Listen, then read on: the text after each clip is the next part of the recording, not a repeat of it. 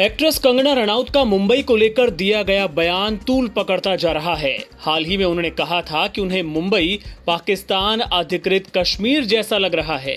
इस पर कई सेलेब्स ने उनका विरोध किया। शिवसेना नेता संजय राउत तो लगातार उनसे जुबानी जंग में उलझे हुए हैं।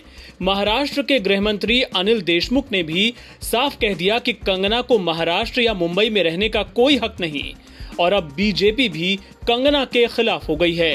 पार्टी नेता आशीष शेलार ने कहा कि कंगना ने महाराष्ट्र और मुंबई के बारे में जो कहा, बीजेपी उससे सहमत नहीं है। हम लगातार देख रहे हैं कि सुशांत सिंह राजपूत के दुर्भाग्यपूर्ण मृत्यु के बारे में जो इंक्वायरी चल रही है, उसको किसी भी तरीके से अंजाम तक आने के पहले जितनी भी गलत दिशाओं में लेके जाने का प्रयास जनता को भ्रमित करने का कुछ राजनीतिक दल लगातार कर रहे हैं। संजय राउत जी ने अभी कुछ बयान दिया, उसके ऊपर भारतीय जनता पार्टी की भूमिका हम बहुत स्पष्टता से रख रहे हैं।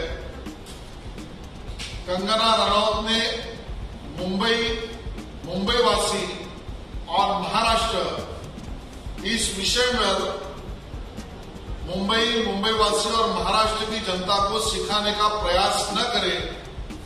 भारतीय जनता पार्टी इससे बिल्कुल असहमत है। संजय राउत जी से भी हमारा कहना है कि सुशांत सिंह राजपूत वाले मामले पर इंक्वायरी और उस इंक्वायरी से आए हुए तथ्यों को जनता के बीच में भ्रमित करने के लिए कंगना रनौत के पीछे छुपकर वार भारतीय जनता पार्टी पर करने की आवश्यकता नहीं।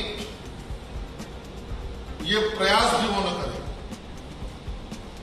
जिस तरीके का माहौल है उसमें कोई भी कंगना रनौत हो या संजय राउत हो, इन्होंने शांतता और सद्भावना को बिगाड़ने का प्रयास न करें। ये भारतीय जनता पार्टी की भूमिका है। आपको बता दें कि इसके पहले कंगना ने शुक्रवार को ऐलान किया था कि वो 9 सितंबर को मुंबई पहुंच रही हैं। कंगना ने ट्वीट किया, मैं देख रही हूं कि कई लोग मुझे मुंबई वापस न आने की धमकी दे रहे हैं, इसलिए मैंने तय किया है कि 9 सितंबर को मुंबई आऊंगी। मैं मुंबई एयरपोर्ट पर पहुंचकर टाइम पोस्ट करूंगी, किसी के बाप में हिम्मत है तो रोक ले।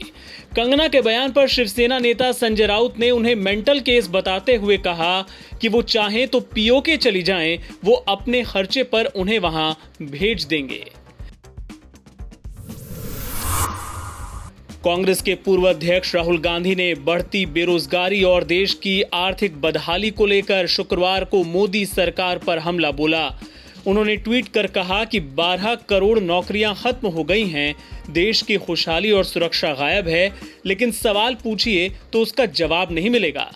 उन्होंने सरकार से मांग की कि युवाओं की समस्याओं को हल करे, रोजगार बहाल करे और परीक्षाओं का रिजल्ट जारी करे। राहुल गांधी ने ट्वीट किया, 12 करोड़ रोजगार गायब, $5 ट्रिलियन अर्थव्यवस्था गायब, आम आदमी की आमदनी गायब, देश की खुशहाली और सुरक्षा गायब, सवाल पूछो तो जवाब गायब। एक और ट्वीट में उन्होंने सरकार से युवाओं की समस्याओं का समाधान करने की अपील की। नवभारत टाइम्स की खबर को ट्वीट करते हुए राहुल गांधी ने लिखा, रोजगार बहाली, परीक्षा के परिणाम दो, देश के युवाओं की समस्या का समाधान दो। Star off spinner Harbhajan Singh ने ऐलान किया है कि वो निजी कारणों से इस साल आईपीएल में नहीं खेलेंगे। उनके आईपीएल में नहीं खेलने के कयास पिछले कुछ समय से लगाए जा रहे थे, जिस पर शुक्रवार को उन्होंने खुद विराम लगा दिया। भज्जी ने ट्वीट किया, प्रिय दोस्तों, मैं निजी कारणों से इस साल आईपीएल नहीं खेलूंगा। ये मुश्किल समय है और मैं परिवार के साथ समय बिताते समय थोड़ी प्राइवेसी की उम्मीद रखता हूं। चेन्नई सुपर किंग्स के मैनेजमेंट का रुख बहुत ही सहयोगपूर्ण रहा है और मैं उन्हें आईपीएल के लिए शुभकामनाएं देता हूं। सुरक्षित रहिए। जय हिंद। ऐसा माना जा रहा है कि भज्जी ने कोरोना वायरस के डर से आईपीएल के इस सीजन में नहीं खेलने का फैसला किया है। हालांकि उन्होंने खुलकर ये बात नहीं कही। भारत में बढ़ते कोरोना वायरस के मामलों के चलते ही आईपीएल का 13वां सीजन 19 सितंबर से यूएई में होने वाला है। कुछ मीडिया रिपोर्ट्स में बताया गया था कि हरभजन ने टीम को वहां ज्वाइन नहीं किया था।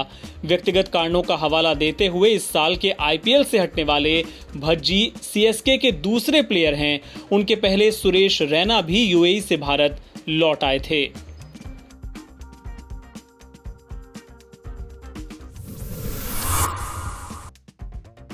जेईई नीट की परीक्षाओं को लेकर सुप्रीम कोर्ट ने 6 राज्यों की रिव्यू पिटीशन खारिज कर दी। परीक्षा को टालने को लेकर 6 राज्यों की ओर से रिव्यू पिटीशन दाखिल की गई थी। सुप्रीम कोर्ट के इस फैसले से अब साफ हो गया है कि नीट की परीक्षा नहीं टाली जाएगी। जेईई की परीक्षा तो पहले ही शुरू हो चुकी है। सुप्रीम कोर्ट के justice Ashok Bhushan, justice BR Gavai और जस्टिस कृष्ण मुरारी की बेंच ने मामले में दाखिल याचिका को खारिज करते हुए कहा कि याचिका में मेरिट नहीं है। और तलब है कि सुप्रीम कोर्ट पहले ही इस मामले पर अपना रुख साफ कर चुका था। कोर्ट ने कहा था कि परीक्षाएं जरूर होनी चाहिए। हालांकि छात्रों की मांग थी कि इस बार कोरोना के कारण परीक्षाओं को रद्द किया जाए। इस मामले में सियासत भी जमकर चल रही थी। कांग्रेस इस मुद्दे पर छात्रों के समर्थन में खड़ी नजर आई और सरकार से मांग करती रही कि परीक्षाओं को टाल दिया जाए। परीक्षा रद्द कराने के लिए गैर बीजेपी शासित 6 राज्यों के कैबिनेट मंत्रियों ने रिव्यू पिटीशन दाखिल की थी, जिसमें कोर्ट के 17 अगस्त के फैसले पर पुनर्विचार करने की मांग की गई थी, लेकिन कोर्ट ने इसे खारिज कर दिया।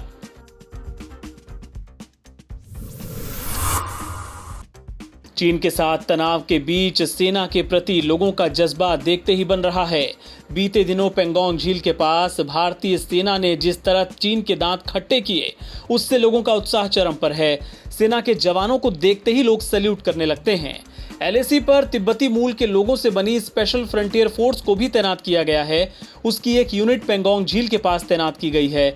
स्पेशल फ्रंटियर फोर्स की विकास रेजिमेंट के कंपनी लीडर नीमा तेंजिन की एक अभियान के दौरान मौत के बाद तिब्बती समुदाय की भावनाएं भी सामने आ रही हैं। इसकी एक झलक भी शिमला में देखने को मिली।